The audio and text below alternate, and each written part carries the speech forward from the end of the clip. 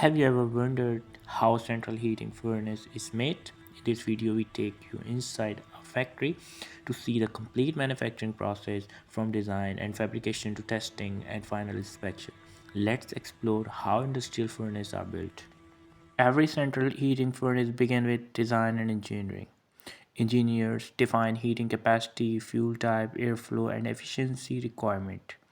Computer-aided design models are used to plan the heat exchanger, blower system, and safety controls.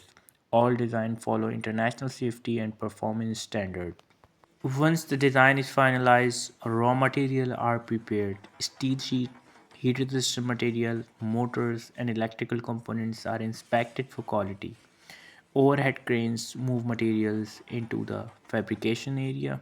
Material quality directly affect furnace safety and service life.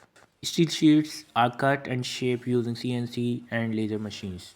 These panels are bent and assembled to form the furnace cabinets. The outer body protects internal components and directly airflow through the system. Precision at this stage ensures proper alignment and durability. The heat exchanger is the most critical part of the furnace. Heat resistant steel tubes or chambers are formed and welded with high accuracy.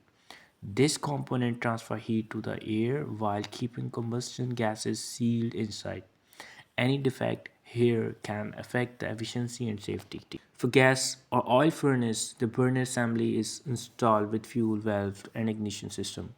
For electric furnace, heating elements are mounted and installed.